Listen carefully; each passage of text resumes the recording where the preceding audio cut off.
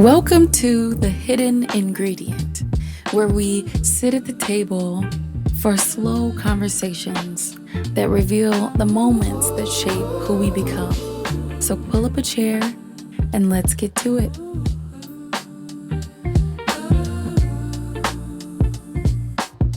So I'm here with my friend. This is someone who has been a part of my life for over a decade. Wouldn't you say? Or a decade? Yes. Yeah, over a decade. I think when we started working together, it was 2014, 2015. Okay, yeah. Because I started working at that company in 2014, summer of 2014, right when I graduated. And I know you got a lot of best friends, but I'm one of them. I'm just making sure people respect that I'm one of them. Ain't gonna start no beef by saying I'm the best. I'm just suggesting that this is one of my best friends. Yes. We met in the trenches. We did. At supply.com that doesn't exist anymore. So I'm going to say the name. Yes. And I feel like we've been joined at the hip since. Correct. We have. We went to lunches together. Mm-hmm. We started traveling together. Yep. Yeah. When there's me, there's you. My sister said we look like two old ladies when we travel together. What? She was like, I see you and Dana being the cutest little old ladies together. And so yeah, Dana works in the home building industry, supporting tech operations. Mm-hmm. But beyond that, she's an avid reader. Yes. She's a published author. Thank you. An incredible writer, trust me, and one of the most loyal friends I know. And I'm excited for you guys to meet one of my ride or dies. Oh, I can't wait to get to the ride or die story. I'm so excited. I wrote it down thinking this is about to be so funny. And so I didn't have a word of the day planned. Okay. Do you? No, I did not. I'm trying to think. Yeah, I was like, what do I want to say? I feel like I have had conversations about friendship. Uh-huh. I don't know. There's like so I had like, I'm struggling with this because when I talked to Shauna, we talked about community. Okay. But we talked about friendship through community. Yeah. This is like the family that you create. Okay. You know what I mean? Yeah. You have your family and then you have the family or the life group that you kind of create over time. Right. From work, from like religion, from all the things. I want to use the word friend so bad. I haven't used it yet. So let me just read the definition. Friend just sounds so basic, but that's what you are. Yeah. I'm not basic. No, you're not. I am a friend. But you are when we think about friendships on TVs, and like those companions where it's funny, but it's also honest. Yeah. And I think that's what we've been the whole time. You know, I feel like there was no buildup. Yeah.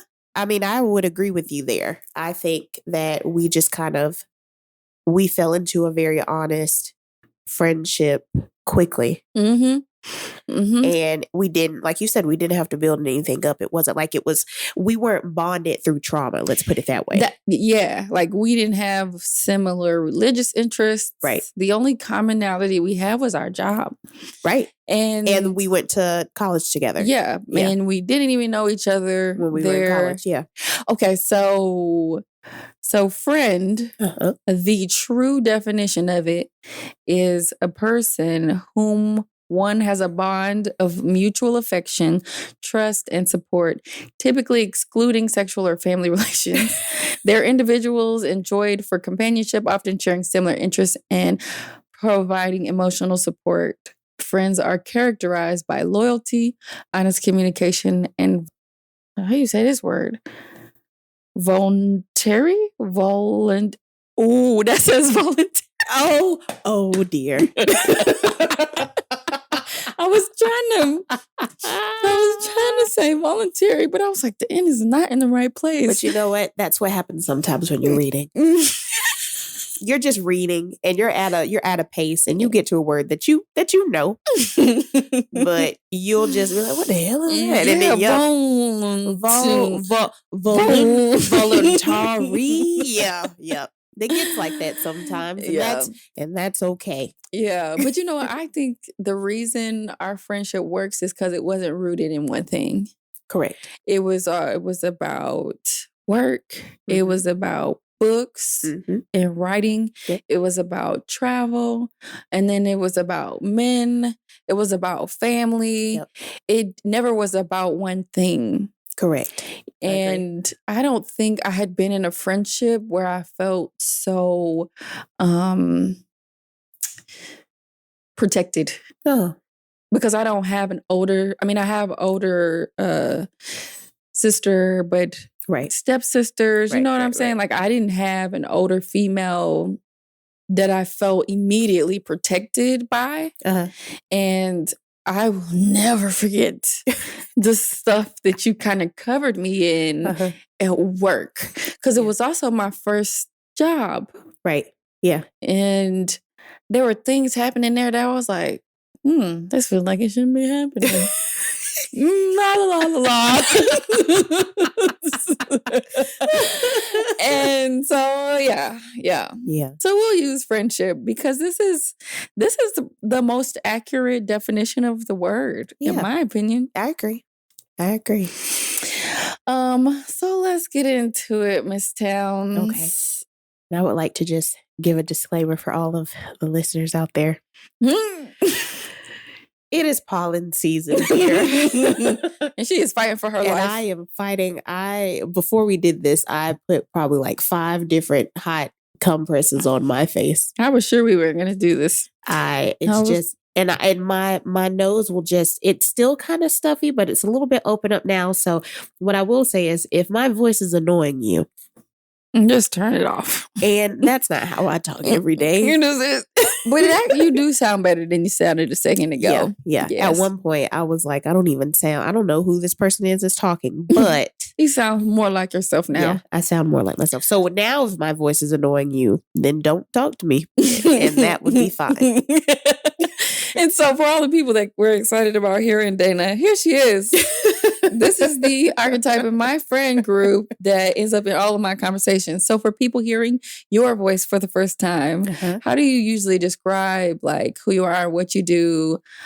How did you find your way into like supply.com and stuff like that? So I found my way into, so background here at the university that JC and I went to. I went to school for journalism. So my major was in mass communication, specializing in convergence journalism. Which is, it was kind of like they were teaching you new age ways of journalism. Print media was dying. Okay. So you did a lot of like media ethics and how to spot, this article isn't a reputable source. Like fake news. Like different things like that. And then you could branch out into different things. I was always a print journalism type of person because my minor was creative writing. I love to write. Most of the people that I went to school with, they went into broadcast journalism, which would be your on camera, your editing, WSB TV, CNN, different things like that. So that was my background. So when I left, when I graduated college, I then started working for a newspaper up in North Georgia for a very short amount of time. Okay.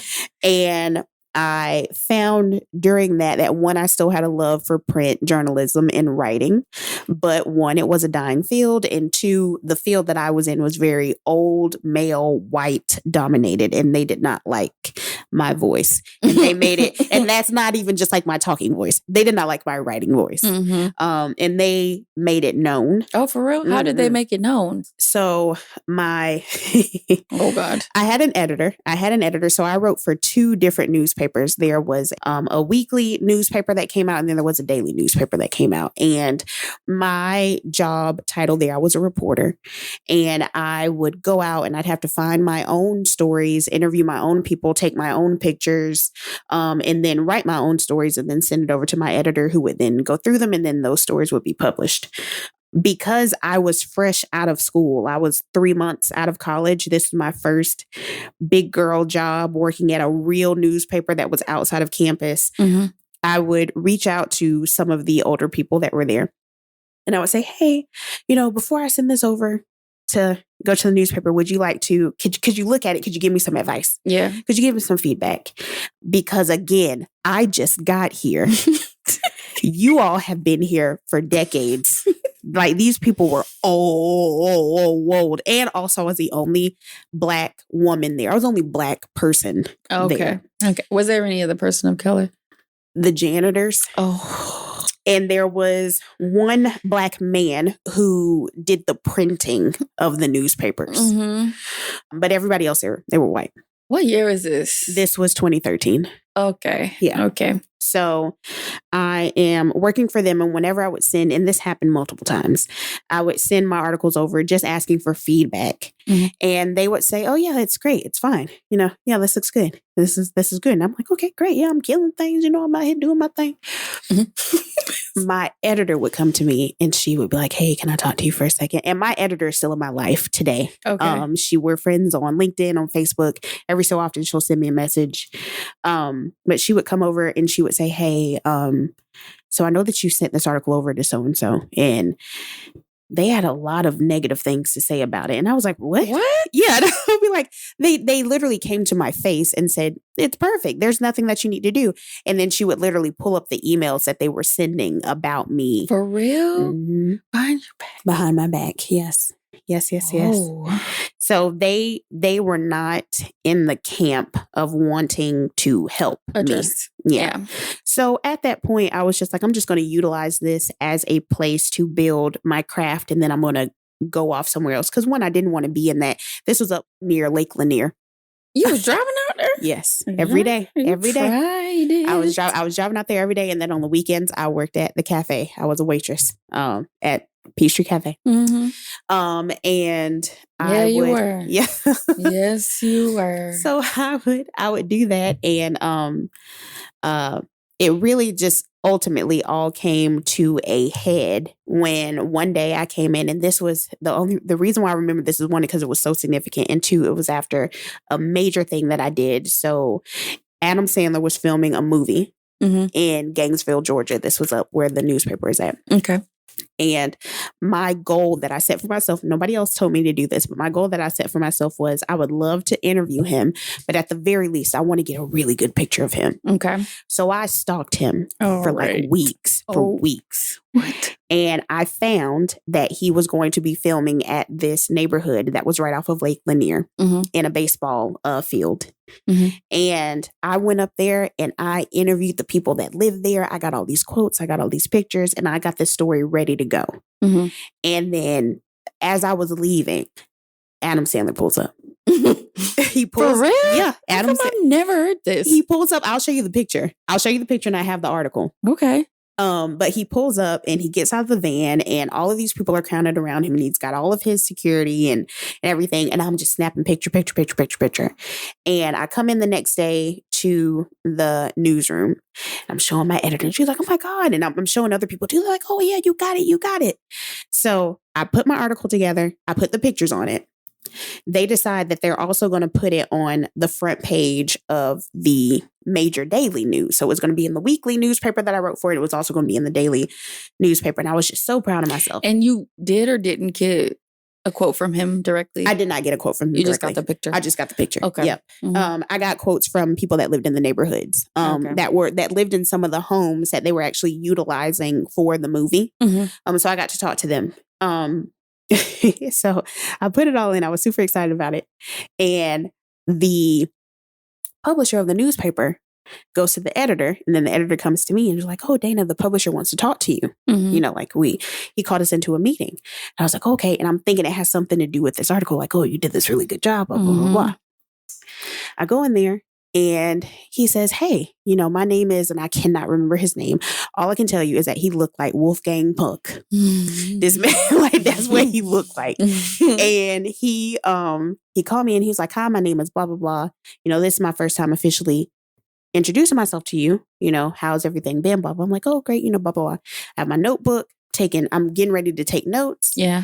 And then he says, well, we've decided that we don't really like your writing style and we don't have time to teach you. So today is your last day. You need to go back to your desk, pack up everything and what? Leave. After that? Yep. Did they publish your article? They published my article and they published my picture, but they removed my name from the picture. What?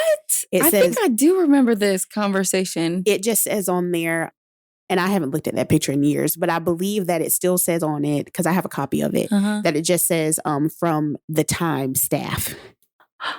What was the name of this newspaper? The newspaper up in North Georgia that I wrote for was called the Paper Flowery Branch. That was the weekly paper. And then the daily paper was the Times, the Gainesville Times. And they published that article in both of them. They published article in both of them, yes. And the picture. So that was a very long story, but that was the beginning. So that's where I started. My idea was I'm going to go out and I'm about to be Mary Tyler Moore. I'm about to be. I know who that is. Okay. I'm about to be a big time journalist. I was just like, I'm going to be the next. I did not want to be the next Anderson Cooper, even though I would love to have like been like his lead researcher. But I was like, I'm going to be writing stories and they're going to be in all of these newspapers and people are going to love them. And I'm going to be in this journalist. I'm going to go get these big time pictures. That's what I thought I was going to do. Yeah. I'm so glad we're having this conversation because I think about who you are and the things that you do and why you do them. And I didn't know this was why. Yeah. Like, yeah, I'm going to go into all of it later, but I've heard that story before. I have, now that I've heard the whole thing, I've heard it before. And I'm thinking, oh, this is why she's a Black Panther. Yes. I was very upset about that to the point where I still needed to prove myself to myself. Because they tore you down. They tore me down. And my editor, as I was walking out, she sends me a message because at that point I go back to my desk and they have security there. Like I'm some type of dangerous threat. And were your articles like politically charged? No. Now, what I will say is that this was around the time of Trayvon Martin. Oh. And I did mention in a staff meeting one time, like, hey, why aren't we reporting about this? Because we didn't. What we did report about was the woman who sent Barack Obama anthrax in the mail. Oh. And the reason why they reported about it was because the woman, I believe, if my memory serves me correctly, was from Gainesville. So they reported about that, but they didn't really do a lot of reporting around Trayvon Martin. And I didn't hold on to it, but I just asked like, hey, are we going to, because my whole thing was feature pieces, local pieces. So I'm talking to the barbecue joint that just opened up. I'm talking to these sisters who just came back from Paris and now they have an ambulance where they sell desserts. I'm doing community news. Right. I did an article on a church that would sew dresses every year and they would take them out to Ghana. And it was my first feature story that I did. And they invited me to the church and they presented me in front of the entire congregation with my article framed because they said it was my first feature article.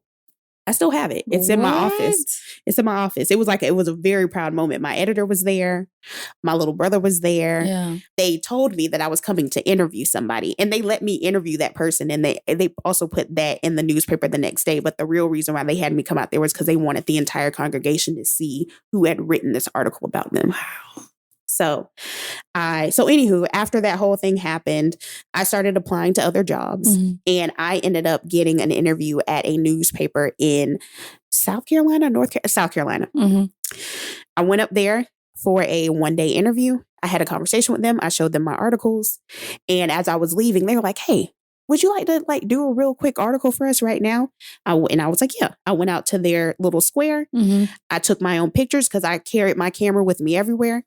I did my own interviews. I got my pictures, everything. I took it back to them and they published it on the front page of their newspaper. And then they sent me a copy of it. And I did not get that job because they said that they ran out of funds. They couldn't hire new reporters. But to be honest, I didn't want to move to South Carolina. Yeah. I just wanted to show it wasn't me. It wasn't because my writing style wasn't good. They just didn't want me. But there are other people that do. So as soon as I got that article, I was like, okay. I've proven it to myself. I'm still going to do it. But I also know, because the side part to that is journalists don't make no money. They really don't. I was making more money waitressing on the weekends than I did Monday through Friday at the newspaper. Were. When I started counting your coins when you was over at the cafe, I'm thinking we could be doing other things. Yes. So I wasn't too butthurt about it. My feelings were hurt. I went back to my professors. I had a professor that told me that publishing company didn't really have a good reputation. That's kind of what they did. They would hire these new people fresh out of college, keep them on for the summer because that's when I was there. And then when the fall came around, that would be, okay, we don't need you anymore. Because they used you, squeezed it all out. And they stopped me right before I was supposed to get my health benefits because, you get like 90 days before they give you your health benefits. Wow. It was like on day like 88. No. Yes. Yep. I hope this gets to them. It probably won't. Maybe it will. Maybe it will. And to be honest, that guy that fired me might be dead. Oh. I mean, he was old. Oh. That man was old. But that was only 13 years ago. He did. Okay, so after you got published in the article, the newspaper in North Carolina, did they pay for that? They did not. What the hell? They did not. They did not pay me for that. And you know what ends up happening a lot because just going further down the line, I do continue to do freelance writing. So in the last few years, I've done some freelance writing. A lot of things for free that I disagree with. But the freelance writing is not meant to be free, right? So I get paid by the letter. But there was one article that I did, and it was an impossible task. And this was probably like 2 or 3 years ago. I think it was 2 years ago at this time. It was an impossible task that was given to me by the publisher to try to get an article about schools during their school break. There was nobody that was around that I could interview. So I'm knocking on doors, I'm calling people, I'm leaving emails, and I finally get some information together that I'm just able to do by my own research. I send it over to the publisher. They tell me, the publisher tells me that they decide to go in another direction. They're not going to publish the article. I say, okay, fine. Whatever. I look at that magazine the next month. My article's there. Oof. With a different person's name on the byline. Lying. What? And it wasn't like word for word, but a lot of the interviews and the quotes that I got were in the article. So I reached out to the publisher and I said, hey, I know that you said that you were going in a different direction, but I just so happened to see this article in here. And I'm noticing that a lot of the research that I did and the information that I provided is in this article. So where are my coins? And he sent me a personal check from him directly, like over $300. Oh, yeah. I will light this sucker up, brother. Yep. But journalism is unfair, especially print journalism. So yeah. Okay, so how did you get to supply? So after the whole debacle at the newspaper, I continued to work at the cafe because that's where I was making the most money. So I just went back to working 6 days a week instead of just the 2 days a week there. And then Dawn, is a mutual friend of ours. She was already working there. Oh, she was? I didn't realize she was working at the cafe. No, I'm sorry. She was already working at supply.com. Oh, that's right. Yeah.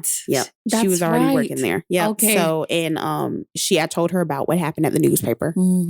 And she was just like, well, you can come over here and we have like a marketing department and you got the social media this and blah, blah, blah, blah, blah, and you can work your way up. Yeah.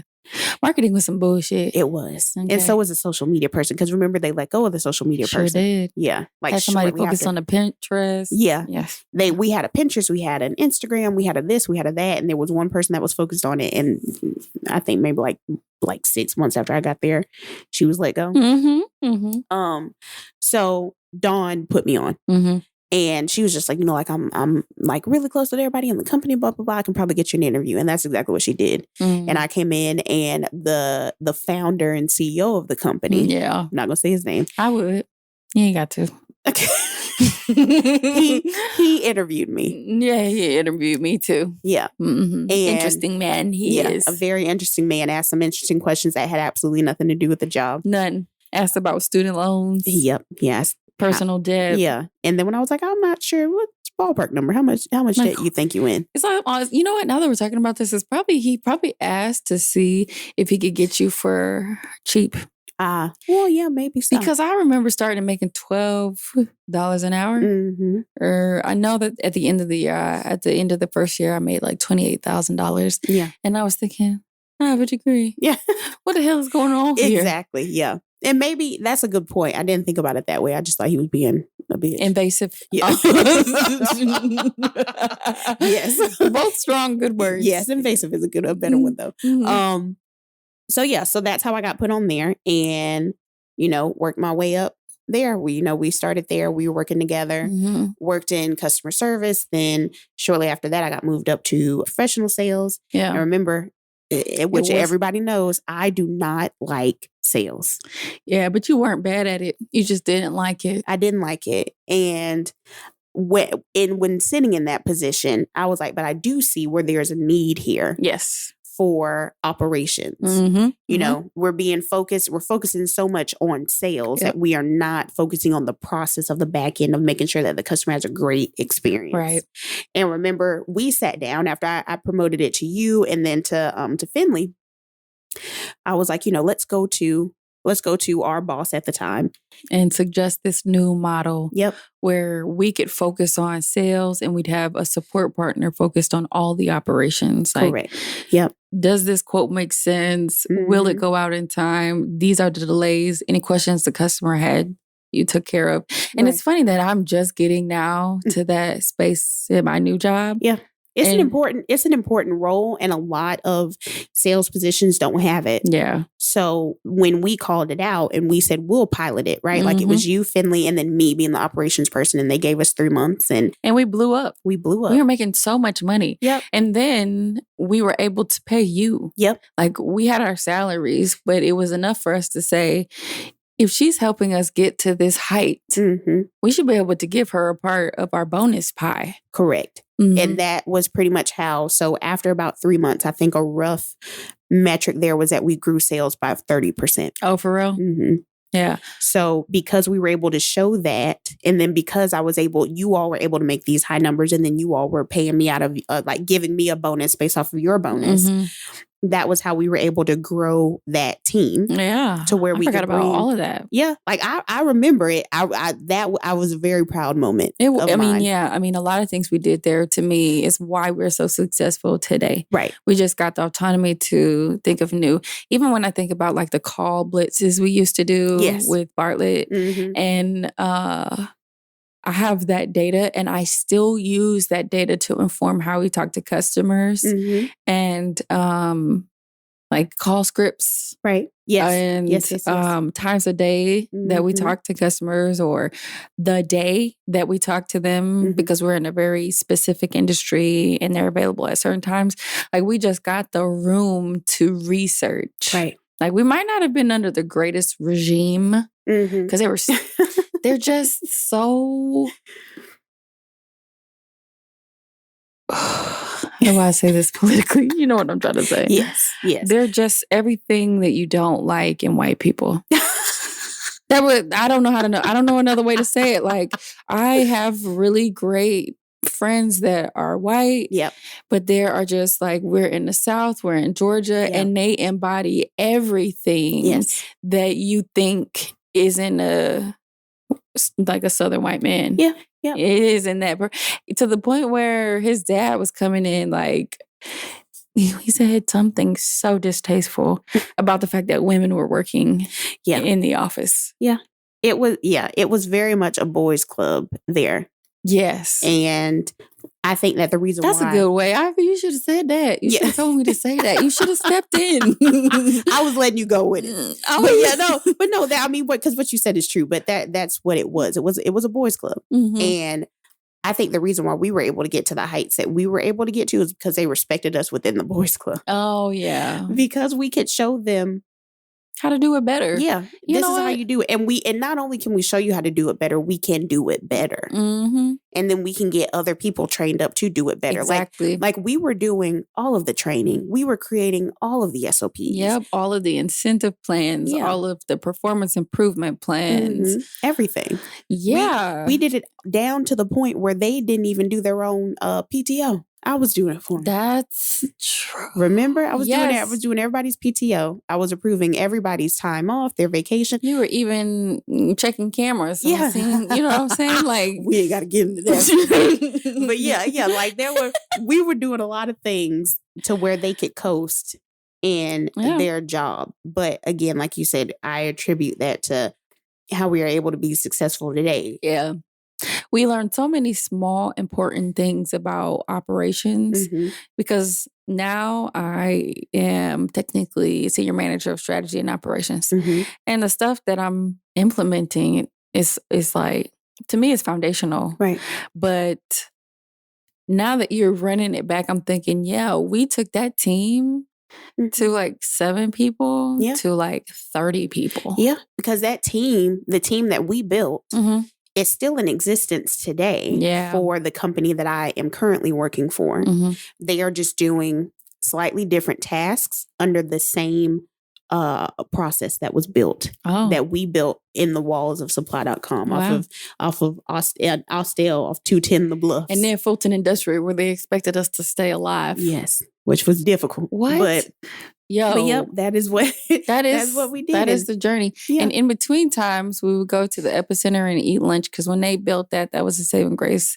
Because otherwise, we would just eat Wendy's. Yeah, Wendy's, or going up an exit and going to Chick-fil-A. Oh yeah, yeah, yeah. But that was the background of us, and that's kind of like how we've gotten here today. And even though journalism is still my passion, it's still my baby. Everybody asks me to write an article for them, I'll do it. Yeah. But I know that I'm not willing to put myself in the same situation. You have definitely a lot more courage. Yeah. I'm reflecting now, thinking about all the things that we saw. We figured out how we supported the team in the warehouse to figure out how to sell toilets. Correct. How to package them properly so that they wouldn't get damaged before they got delivered. And these are toilets. And this is the process that Lowe's uses today. Correct. And it's also the process that the company that I work for, that they still utilize. Now, they're not doing it perfectly. Yeah. But they are still doing it. Like, remember the process that we built at supply.com with the overpack process. Yeah. That is still a thing in our distribution centers all over the country. And that company distributes to major suppliers. Correct. Yeah. All over the country. And we have locations outside of the country too. We also have a main office hub in India.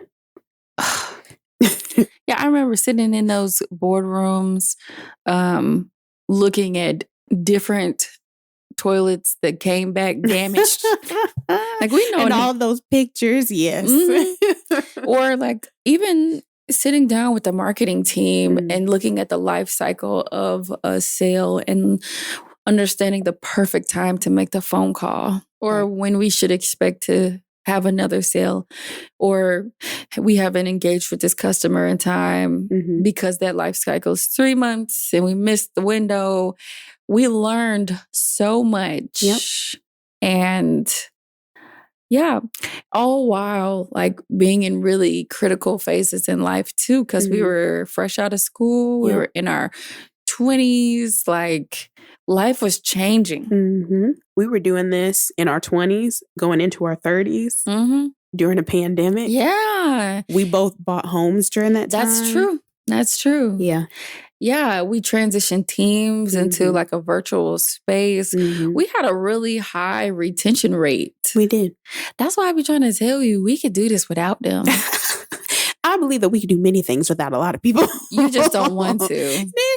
You just don't want to work, but you actually like work. Yeah, I do like to work. And then when you work for yourself, it's so much more rewarding. You got this energy that is like, so sustainable. That's the difference. Like we finish our week and we'd be like exhausted. Right. Yesterday, before y'all came, I was exhausted because I had to have a really difficult conversation with somebody. And essentially put him on a final. And then everybody came to the house and I started doing a thing that I love, and I just was revived. Yeah, let loose. And now, I mean, I was the same way. I wasn't in high spirits coming over yesterday or even the whole week because it was just draining. Work was draining. Yeah, there's a lot of things going on right now. Everybody was telling me how bad they were feeling. Yeah, but last night, like we had a good time. Yeah. JC had a game night at her house last night and a fish fry, and we ate a lot of fish. We ate a lot of food. We had hot dogs and burgers. I mixed a drink with a bunch of different using the support of ChatGPT. Yes. With a bunch of different tequilas. Yeah, and I'm surprised that I'm not hungover. You're right. But you know what? Maybe it was just because I mixed a bunch of different tequilas, but they were all tequilas. Yeah, maybe so. Maybe that's what it is. So we kind of hashed out how we came to be. When you think about our friendship over the years, we've worked together, we travel, we got a book club together, all of it. What's one of the fondest memories you have of us? Okay, let me think. We have so many memories. We have so many. Because we be having fun. We do. We do have fun. I'll probably say, okay, maybe I'll break it down into different parts. So I would probably say my favorite trip that I've taken with you. Oh, wow. Right? Even that's hard. I love Denmark. That's what I was going to say. That was probably my favorite. Yeah. The food was good. The vibes were good. Yeah, it was just chill. We went in like the dead of winter. It was freezing cold. And we were sleeping in twin-sized beds. We were. In this little cute boutique hotel. Yep. We were walking around places. We went on so the reason why I wanted to go to Denmark is because I read a book about hygge, Hygge. And it is about just like living a calm and peaceful Maybe life. That should have been the word. I'm going to look it up real quick. But yeah, go ahead and look it up. Yeah. So it's like the premise of living like a comfy, cozy life. And that is your lifestyle. Yeah. And so the official definition is a Danish cultural concept focusing on comfort, togetherness, and intentional coziness to foster contentment. Yes. It centers on enjoying simple pleasures such as candlelight, intimate conversations, and warm, safe atmospheres, particularly during long winters. It is considered a cornerstone of Danish happiness. Yeah. And that's exactly what it was. That's exactly what it was. We went on a hygge tour with a Danish man who pretty much just told us about all of the culture of Denmark. And he took us to all of these like really good pastry shops, and we had coffee, and we had croissants, and we had like these things, and we were just walking around. He was so nice. He was very nice, and he was happy. Yeah. And he was showing us like the buildings and why they were shaped that way, why they were painted that way, all these different things. So on top of looking at all of the nice museums and the buildings and everything, the food was just really good. Oh my goodness. And there were two restaurants that we went to. What was the one? Because I was trying to tell somebody about it the other day. So the first one that we went to, where they gave us like the homemade pasta and they made it to order, was Gorilla. Okay, I thought so. And it was so good. And when we first got the portions, we were like, these little tiny portions, but it was so good. And it was rich. filling. It was rich. Yes. I think about that pasta probably every day. Yeah. And sometimes you go someplace and it's the vibe that kind of elevates the, but this place to me felt like an expanded Waffle House. Right. Yeah. Yeah. It was just a long table or a long seat, really. Yeah, and then it was they a had bench. a bunch of different tables in front of it. It was a diner. It looked like a diner. It looked like a diner with a big gorilla in the corner. That's true. And even where it was located, it looked like a plaza. Correct. Yeah, it was like in the cut somewhere that you wouldn't normally see, but it was so good. And then the second place that we went to, it was called Llama. Is this the place where we got all of the tacos and stuff? No, it was where we had like the different courses. So remember, we had that dessert, and then we had the it was some type of meat. It could have been like steak or something. And it wasn't Mexican? Was it Mexican? I think it was. It was dark. All the plates were like black. Yes. Yep, well, I don't think we actually had tacos, but I know that it was like a Hispanic place because there was like mosaic tiles on the floors. Yeah. And that place was called Llama. And we really liked that one. But the food just overall, there wasn't really too many places that we went to where the food wasn't good. But that's also part of the culture is homemade food. Yeah. And then we took a boat ride over to Sweden. And we had that whole day tour where they took us to like the food halls and we went to the different museums. So it was just really cool. I'd probably say that was probably my favorite trip of ours that we did. Yeah. And I just looked up Llama. Yeah. It's a Latin American restaurant. Okay. And sure enough has like the cool mosaic tiles on the floor. Yep. That's it. I remember it like it was yesterday because these are like cute places that you could find here in Atlanta. But the food was just so special. And the vibe. Yeah. Everybody was chill. Like there wasn't a single person. Even when we went on the hookah tour, the women that we went on the tour with, when the tour ended, we decided to spend like the rest of the day together. Yes. Yeah. And we were just talking to them. We were learning about their lives and everybody was so open. It's almost like something in the air out there that makes you want to, like when we went into that food hall and the guy just walked up to us, so what are you guys doing here? Right. And I'm thinking, we're from the South. Yeah. You ready to box? Right. Yeah. He's like, no, I just want to. And then also remember, that was when they changed the music to Neo Soul. Yes. And I looked around like, these niggas. I'm like, you changed it to Lauryn Hill because you saw us came in here. Yep. That's what it was. That was funny. But also seeing Sweden was cool too because I don't think people realize how diverse it is. Yes. That was really interesting to see. Yep. Copenhagen isn't diverse at all. Not very much, no. But then you cross the border to Sweden, like get on that boat, which was also pretty cool. It was cool because we drove the bus onto the boat. So you had to cross the border. We went to the top of Denmark, essentially. I guess that's the way that you could describe it. And then we drove our little tour bus onto the boat. And then the boat took us across the water to Sweden. And then we got on the bus and drove off the boat. Yeah. We need to plan another trip like that because I know that we've traveled to other places, but that specific place holds such a big spot in my memory. Yeah. Maybe it was, I don't know, were we there for so long or what? Because maybe we just did so much. We did a lot. We were there for 5 or 6 days, I think it was. Like almost a week, if not over a week that we were there. Yeah, I think it was over a week because we were able to do so much. And we went on tours, like had a lot of food, did a lot of exploring. And it seems like maybe it was because it was so slow. Yeah. Everything was, we were able to be present for. Wasn't rushing to do anything. It wasn't like super crowded because again, we went like in the middle of their winter. It was January or February when we went. Yeah, we went in January. Yeah. It was before my birthday. Yeah. So it was cold, and that's normally not around the time that tourists would be there. So we got to just enjoy it. And it was fun. Oh, it was the nice. Coffee, the bread. The croissants were amazing. Oh my God. They were so good. Oh my God. That, I didn't know you had that picture of me with that croissant. Yeah. That is an accurate description about how I feel about food and that specific croissant because I remember where I went to in my brain. Yeah. Like, I remember where I went. It was very good. Yeah. It was very good. And that trip I felt like was like a cultural experience. I think we've gone on trips together to like Dominican Republic and Puerto Rico and places like that where it's kind of the same. We're going to go zip lining. Yeah.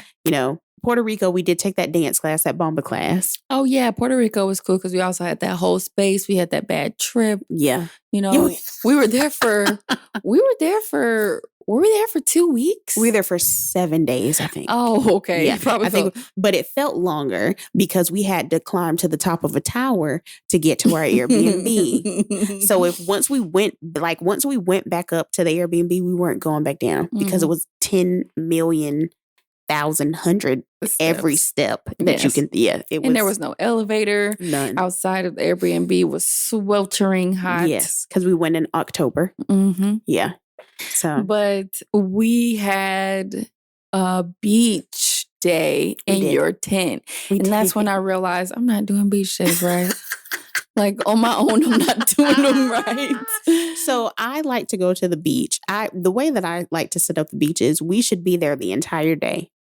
And we should be comfortable that entire time. Yeah. So I like to set up a tent and we'll have blankets. And I will also say we should probably get chairs and an umbrella as well. And I like to set it up like a whole thing. We'll have a cooler full of food and drinks. We'll have a speaker. We'll have games. Because the idea is you hang out at the beach all day long. Yeah. So I bring that tent everywhere. Because I also bring it to the park. Yeah. But I also think about, I was thinking about the Bacardi tour we took. Yes. That was so much fun. Yeah, that was a lot of fun. That was so much fun. And it was off season there too, because it was like hurricane season. Yes. Because we had to stay a day or two inside because of the hurricane. Yep, because it was raining. The storms, yeah. But even that was fun. We had planned one day where we didn't do anything and we watched a bunch of documentaries. Yes. Yeah. That was great. Because I just wanted to, I remember I had just cut off all my hair. Yeah, yeah. Yeah, and I was like still trying to figure it out. I was still trying to I don't know. And I told my dad this when we got back. He was like, "You're where?" I was like, I'm in Puerto Rico. I need to. I was like, it was now I will say the bad trip. I almost jumped off the balcony. Yes. That was a negative experience. That was so bad. Because I've had bad trips before. That one was probably took the cake. That made me eternally cautious. Yes. About edibles and reading labels, because we did not read the label. The label clearly told us. We read it, but we didn't understand it. One edible shouldn't have been 100 milligrams of THC. And it was. And we took 2 of them. Who did? I took one. I'm saying we took 2. Oh. You took 1, I took 1. Yeah. Yeah. Yeah. Yeah. It was, I just knew I was going to die. I thought we were going to die. And I was prepared to die. And I was thinking, I'm here with my friends. Yeah. They'll find us because we're at least here. Yeah. And we're in bags of water anyway. We're just going to go splat. Who cares? I was like, it's okay. That's how I was feeling. Yeah. There was nothing left to feel. You couldn't do anything about it when you were in it. You can do anything about it.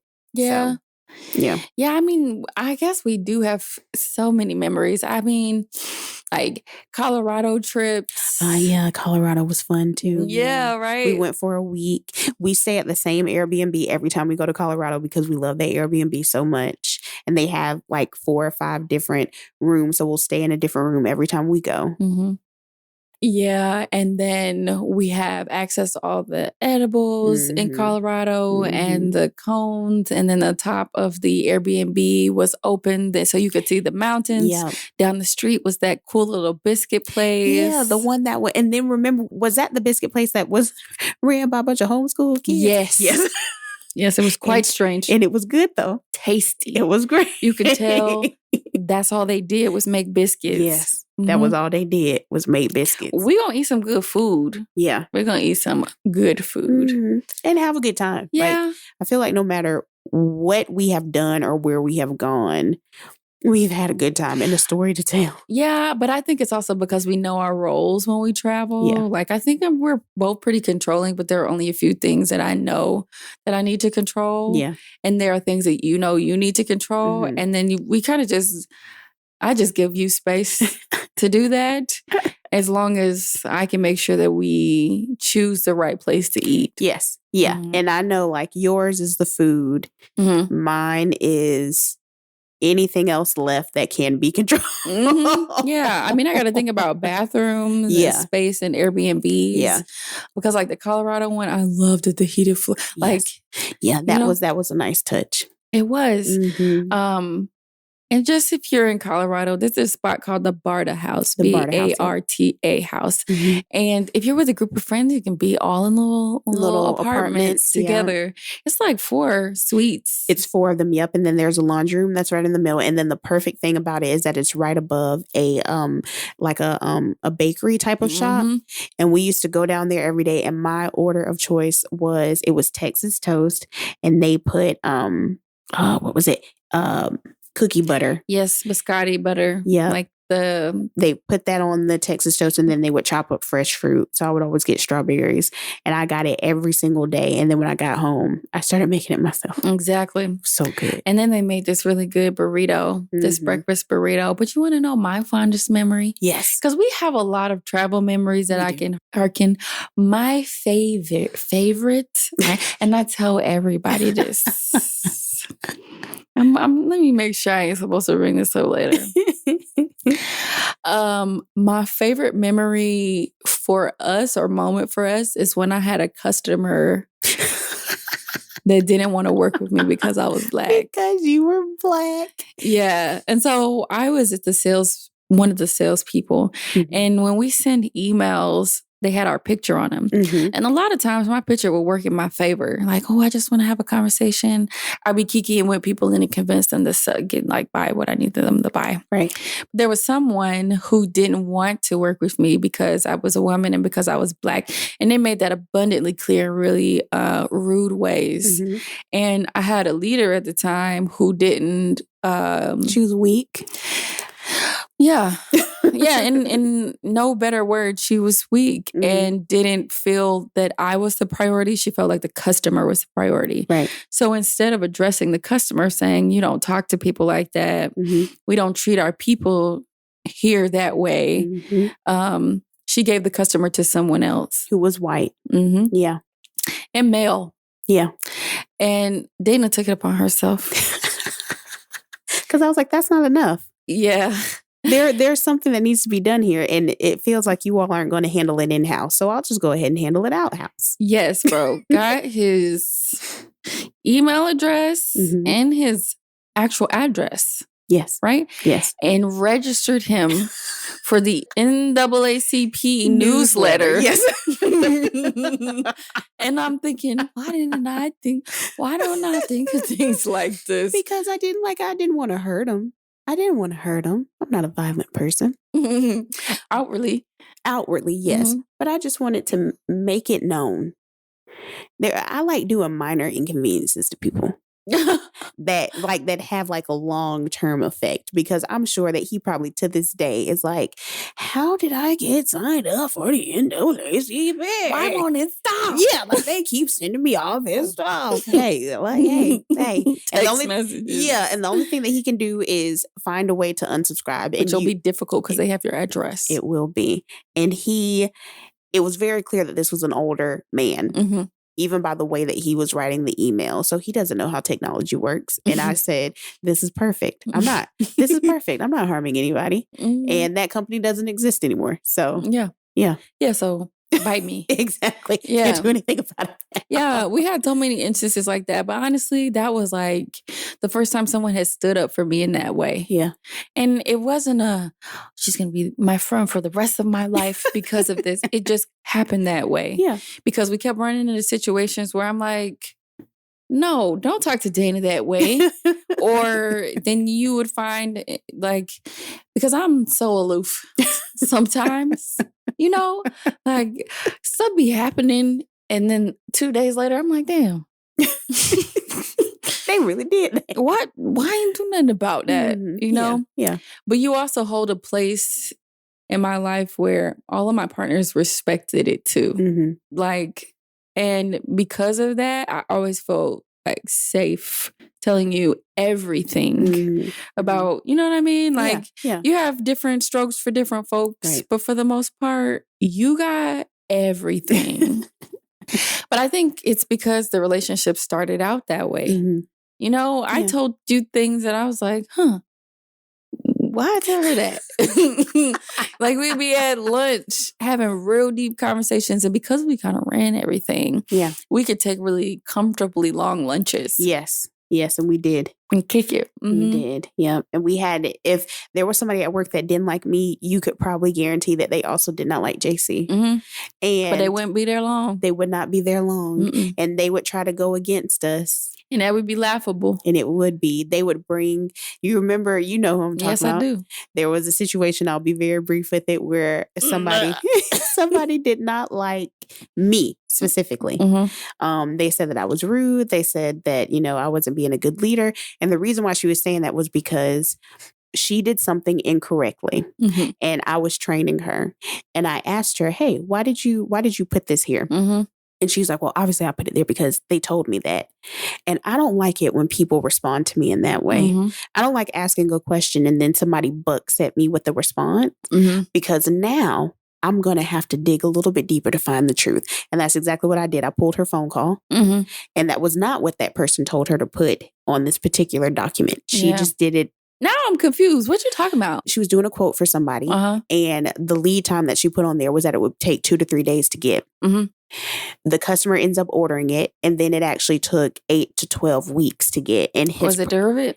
I can't remember what the manufacturer was, but it delayed his project. So he calls in to his sales rep and he's pissed. So then they go and they say, hey, well, so-and-so created this quote and she put 2 to 3 days. What happened there? So I asked her, hey, why'd you put 2 to 3 days there? And she said, well, that's what they told me. And, blah, blah, blah, blah, blah. I pulled the phone call. What the manufacturer told her was, we have one left in stock that you can get in 2 to 3 business days. If that one leaves stock, the lead time will be 8 to 12 weeks. Yeah. I went back to her and I said, hey, I listened to the phone call and I heard them tell you that they only had one. For future reference, whenever that happens, you can put in the notes that there's only one in stock with that lead time and that the future lead time would be 8 to 12 weeks. That's all I told her. She went to my boss's boss and went in, had a very private conversation with him, started crying and said that I was attacking her. Yeah. And so then the next day we got called into the office, me, JC, Finley, this particular lady. And then remember, and then our two bosses. Yeah. And they gave her the opportunity to kind of spill her piece. And me, JC, and Finley, we're workers. We come in and we're stoic face and we're just looking. So she comes in and she's crying and she was just like, they don't even say good morning to me. They all go to lunch together and they don't ever invite me to go to lunch. Like, it sounds like you don't fit in. So our counterpart, Finley, was like, hey, like I came in here to work. I didn't come here to make friends. Like, what the hell? Yeah. She was like, we don't say good morning to each other, which is a true, statement. And we just sat down and got to it. And when we got to the point where we were in a rhythm, then we would be like, hey. Yeah, then we're like, hey, what's up? You want to go to lunch or blah, blah, blah, blah. Exactly. Right. Like that would be what it was. But we were working. She wanted us to come in and kiki with her. And we weren't doing that. And also this woman was probably like 10 or 12 years older than all of us. Yeah. She was older. So she's. Who is this? Brandy. Remember Brandy? Oh my goodness. Remember her? I forgot about her because I was like. She wasn't around long after this. So I remember. So she hated it. She wasn't because she connected to us. She wasn't connected to us and she thought that she was coming into like the super easy job. But she did like me. Okay. Well, because she made some stuff for me. Well, she couldn't stand me. Yeah, I do remember this. Yeah. Oh, that was so long ago. So she told us like she was doing all of this and she was crying and she was just like, like nobody likes Dana. Like Dana's like a negative person to work for and blah, blah, blah. That's crazy. Yeah. And I'm like, because it's not true. It's not true. And you're also the only one that's saying it. And I can understand that in this moment, you're the only one that's saying it. And everybody here is our ally. Exactly. Yeah. You're talking into it. You're screaming into a void right now. The only reason why they're doing this is to appease you. Yeah. So. And you just got here. You just got here. So as soon as that all happened, they pretty much was just like, okay, like essentially at the end of the meeting, they were just like, okay, Brandon, you're going to have to get over it. Like that was essentially what it was. And then we dispersed. And guess what we did that same day? Went to lunch. Me, JC, and Finley went to lunch and we did not invite Brandy. Like, what do we look like trying to... Right. And the next day, we didn't come in and we didn't say good morning to her. We didn't change anything about what we did. No. And she ended up actually getting demoted from that position because after a while, when I was turning in her metrics and saying, hey, she can't do this. Yeah. They were just like, okay, we're going to have to put her back in customer service, which at that point had never happened before. Yeah. And she ended up getting demoted. And she tried to tell me, like, yeah, like, I think that this is a better place for me because I didn't think that I could really, work with you and blah, blah, blah. And I said, yeah, girl, I'm so happy that you chose, yourself. But what she did not know is that we had already chosen that for you. Yeah, we basically said, you got to do something about this. Yeah, we said, hey, she needs to go. That's essentially what it was. She can't do it. Yeah. And she ended up getting demoted back. And then I want to say, I think maybe like 2 or 3 months after that was that when she left the company. Oh, yeah. I remember that. Oh, my goodness. So that's the other thing about Dana. She's got an impeccable memory. We actually used to call her CNN. And now that you gave me like the beginning story, it makes so much more sense. Yes. Why you're so detail oriented about everything. If you were in the room, I don't really got to think. Right. Because you are collecting the information and it's stored. Yeah. Like a news. And then you report out on it. I do. And I love reporting out. Exactly as it went down. And it's like if she didn't catch it, it didn't happen. It didn't happen. And that's what we said last night. When Ben, he was like, you see everything. I said, I do. I do see it. No matter what state I'm in, I can be intoxicated. I still see it. And I can tell you exactly what happened the next day. Exactly. Exactly. And I was trying to tell him, I was like, trust me, Dana knows dogs. And if she's saying this, we need to listen because she's been paying attention. Yeah. When you talk about your dogs and the things that happen and the personalities that they have, it speaks to this, just like your nature being so intentional. And it's kind of crazy, but whatever. Stick around. Part 2 drops in the next episode. You don't want to miss it.